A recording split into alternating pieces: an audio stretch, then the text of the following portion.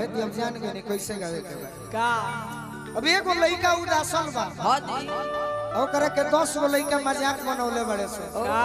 कि आखिर उदासल काहे खाती बा काहे खाती दुइये कारण से लइका उदास सकत रे से हां जी या तो नौकरी ना लगी हां खूब दौड़ले बड़ा फिजिकल कइले बड़ा हां जी मेडिकल मार लिहलो हां हां ज्वाइनिंग ना भइल हां मुंह लटक जाई सही आ दूसर का लड़की कोनो नंबर दे के फोने मत उठावे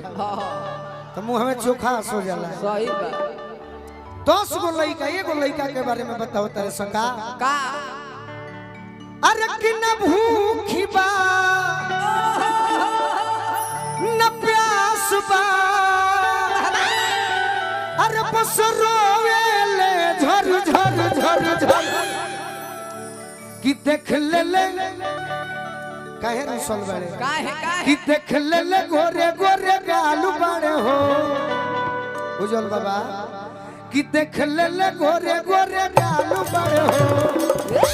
अरे माल खाती बबुआ में हालू बड़े हो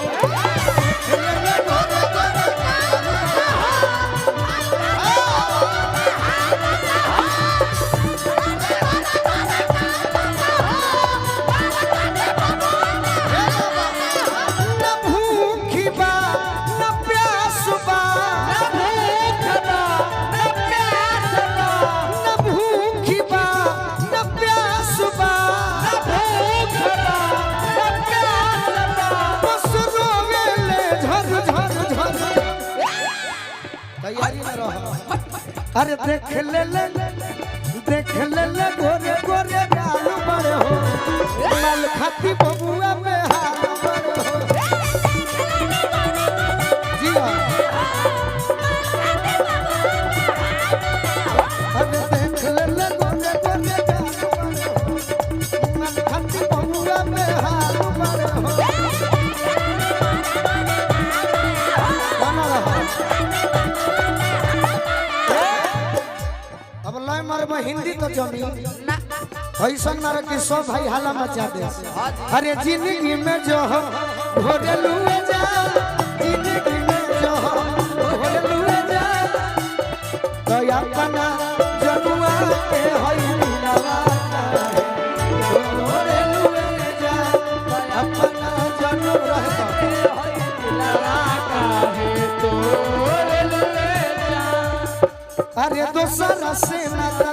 जोड़े लुए जा दोसरा से नाता जोड़े लुए जा कि अपना पगला के होई दिलवा काहे जोड़े लुए जा अपना पगला के होई दिलवा काहे देख ले गोरे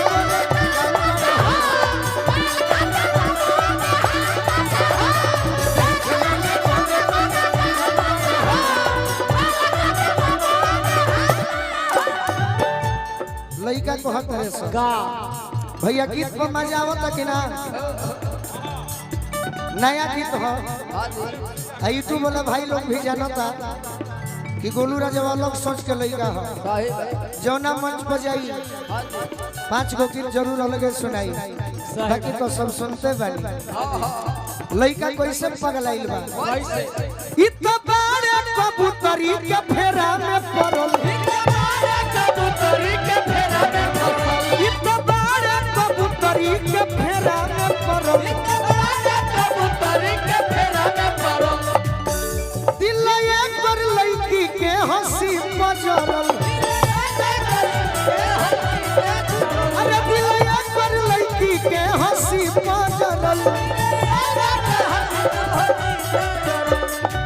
कब से हमारे बड़का भैया मनीष भैया आ गए हमारे भीम भैया जिला परिषद साहब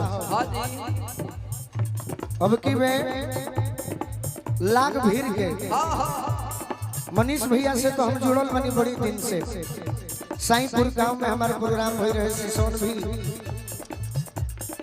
अब भीम भैया से जुड़िए गए अब की वे हमने कितना बड़ाई करो तनी जा तब के लाख भीड़ के 2025 में सुधीर भैया के विधायक के बना दी हो जाए आप पवन सिंह के जितवा देनी सब ये लोग बाकी है बा ना ना ना हार जीत अलग चीज है। हां ठीक कहते रहे गोलू पवन के जितवा देनी सकारा काट से अब यही लोग को नंबर बा पवन सिंह भी जीती हैं। सही बात हार जीत लागो रहेला। हां जी पहला बार उतना वोट आ गई कम बात नहीं देखो देखो 2 नंबर पर रही सावनी के 2 नंबर पर अभी बतिया काहे कहता है? अरे हिम्मत आगे के सोचो। हां हिम्मत नहीं हारे हैं बाबू संघर्ष जारी है कब से हम पगलाइल बानी कब से अरे सुंघिल ले चूड़ा के बाल बड़े हो बहुत सुंदर। अरे सुंघिल ले चूड़ा के बाल बड़े हो लाल खाती बबुआ में हाल बड़े हो।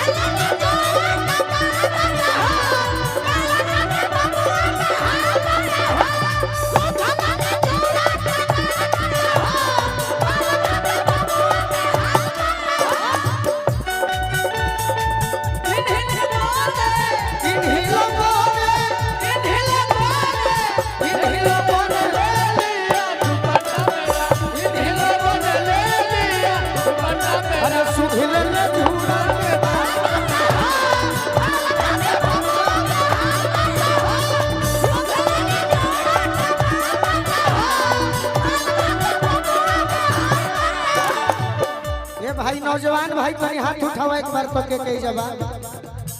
साफ और सिलेंडर ठीक बा बहुत सुंदर। देखिए एगो बात सटीक कहतनी कि लड़की के जात अगर बम भी गवा दीते हैं पनो तो हमनी के बच जाई सही बात 47 चलवा दी कुछ हो ना हुई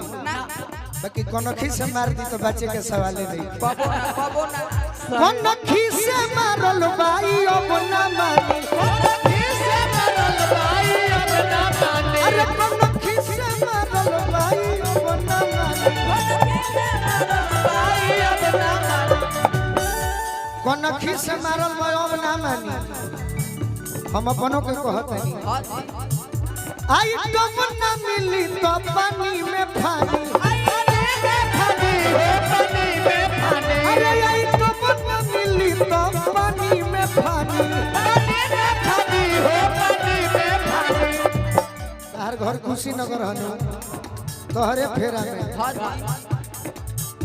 अरे घूमत यूपी बंगाल बड़े हो अरे घूमत यूपी बंगाल बड़े हो लाल खाती बबुआ बेहाल बड़े हो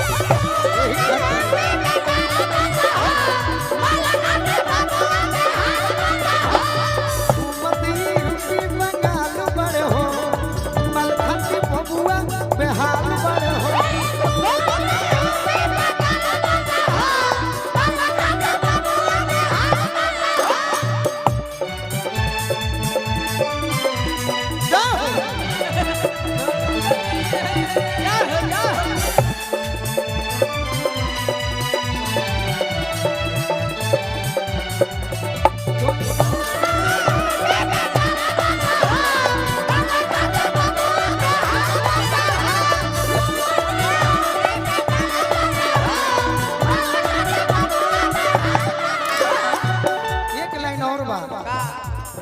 ये गीत के लेखनिहार हमार गुरु सुशील भैया शिकारी बाबा लिखले बड़े गीत जे पूजराजन महाराज जी के गीत देतनी गौरांगी महाराज जी के देतनी वो शख्स के गीत आइल बा ई कम बात बा पवन बाबा के गीत मिल जाई बाकी उनका लायक व्यवस्था न करे के पड़ी सही बात सूखा फल ई समझ कहल बबुआ बाबा के चॉइस 18 से 22 बाबा शिकारी पर कोरी दवाई अरे बाबा शिकारी पर कोरी दवाई बाबा शिकारी पर कोरी दवाई अरे बोलुआ से गोरखी के रोजे अरे बोलुआ से गोरखी के रोजे